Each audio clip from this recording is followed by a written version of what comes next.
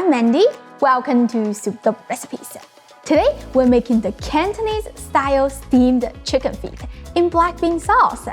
I know chicken feet may sound like a strange ingredient to you, but this is the signature and the most popular dim sum in Cantonese cuisine.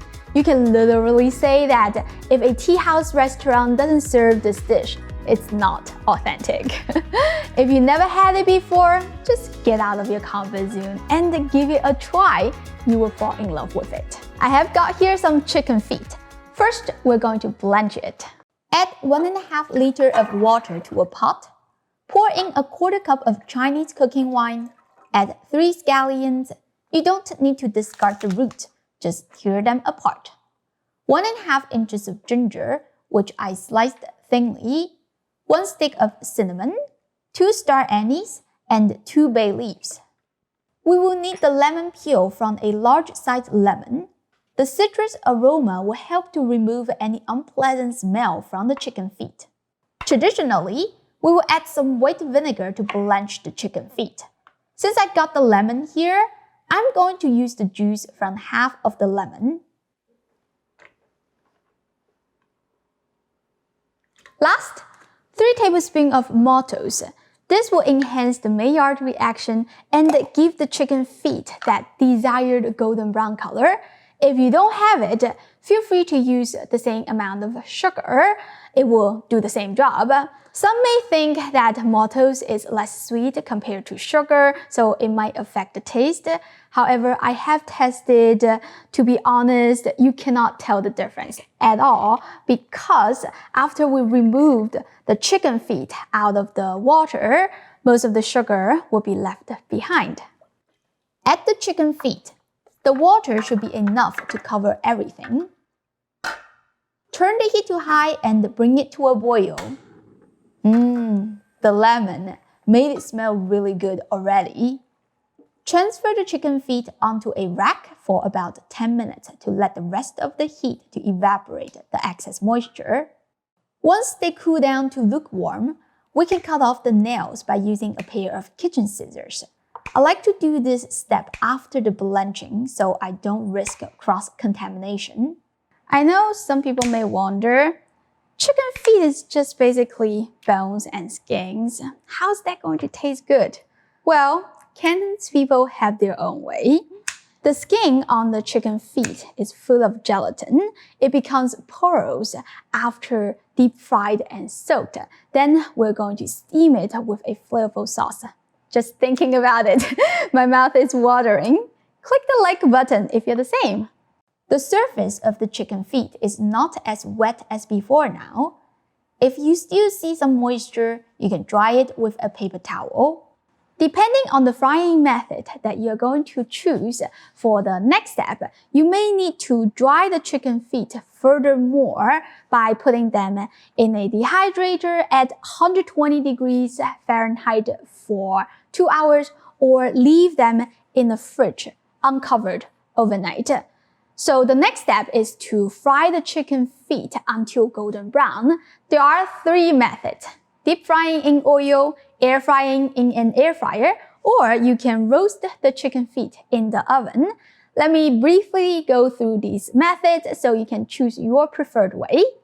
Deep frying is traditional. If you choose this method, drying the chicken feet furthermore becomes a must-do step. Otherwise, the chicken feet will constantly release liquid while deep frying, and they like to stick to each other, which means you have to use tongs to separate them while the oil is splattering viciously. The benefit of using deep frying is that you can get a really even color and it doesn't require special equipment. Air frying is what I think the best method because you don't have to spend hours on the dehydration. The air circulation helps to draw out the excess moisture, which gives you an excellent result. If you don't have an air fryer and you don't want to use so much oil, you can roast the chicken feet in the oven. You don't have to do the extra dehydration if you choose this method. However, the chicken feet that came out of the oven will not have an even color, which doesn't affect the taste, but it just looks off in presentation. Alright, I'm going to use the air fryer. Usually, it is best to place one layer of ingredients in the air fryer, but chicken feet is special. It just naturally allows air circulation.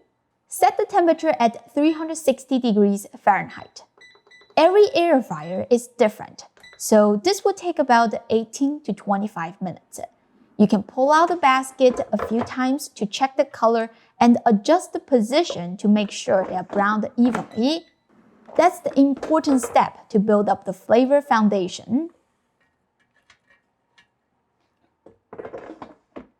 Look how beautiful the chicken feet came out. That brown-red color is the result of maltose. Let me show you a comparison between maltose, sugar, and nothing. There's not much difference between maltose and sugar, but the color is really light if you don't add anything. You can use this technique to roast chicken or turkey for a perfect presentation. By the way, I reserved the blanching broth. Now you can toss in the chicken feet. Optionally, add 1.5 tablespoons of red yeast rice powder.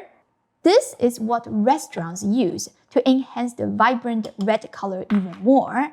I'm using it for the thumbnail purpose. It doesn't affect the taste at all. You can skip it or use food coloring. The soaking will take about 2 hours. While waiting, we can prepare the seasonings.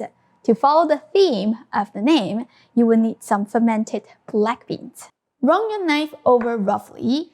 It has a strong smell and taste that will dominate the final flavor if you overuse it. Lee Kum Kee has a pre-made black bean sauce. You can use that too. They are equally interchangeable. Add the fermented black beans to a wok along with a drizzle of oil, 1 tablespoon of minced garlic, and 1 teaspoon of ginger. Stir over medium-low heat until the aromatics are golden. Turn off the heat and add 1.5 tablespoons of soy sauce, 1 tablespoon of oyster sauce, 2 teaspoons of hoisin sauce, and 1.5 teaspoons of chuhou paste. Just in case you want to know, this is the brand that I'm using. If you don't have it, you can use a little more hoisin sauce. By now, the chicken feet is done soaking. It should be wrinkly like a pug face. This is what all that blanching, dehydrating, frying, and soaking for. This dish is also known as 虎皮凤爪 because the wrinkles look like the pattern on the tiger skin. Toss the chicken feet into the wok where we have the sauce. Gently mix with a rubber spatula so you don't break the skin. The last step is to steam the chicken feet. Optionally, I'll put some peanut on the plate, which is something nice to eat besides the chicken feet. If you skip it, you have to use about ½ tablespoon less of soy sauce to adjust the saltiness. This is fresh peanut, so it is wet and moist already. If you are using regular dry peanut, you have to pre-soak it for 1 hour before steaming, otherwise it doesn't get steamed through. If you don't like peanut, you can use taro sticks. That is also a popular item that we put under this dish. I just realized I forgot to cut the chicken feet into manageable size. I should have done this before. Now with the sauce, it becomes so messy. Transfer the chicken feet onto the plate. My steamer is pretty small, so I have to use 2 small plates here. Bring the water to a boil. Place the steamer above that and let it steam over medium heat for 1.5 hours. For long time steaming like this, make sure the pot is filled with enough water so it doesn't boil too dry. Since we got plenty of time to wait, I'm going to give you a bulk recipe tip. Chicken feet is freezer friendly. If you make a large batch, you can freeze it after you steamed it. I like to use microwave safe containers so I can reheat without defrosting. Of course, you can reheat it over the stove as well. It will taste just as good as if it was freshly steamed. You cannot tell it was frozen. That's how freezer-friendly it is. Alright, it is done. Finally, let me show you the tenderness. You can remove the skin from the bone by using a pair of chopsticks.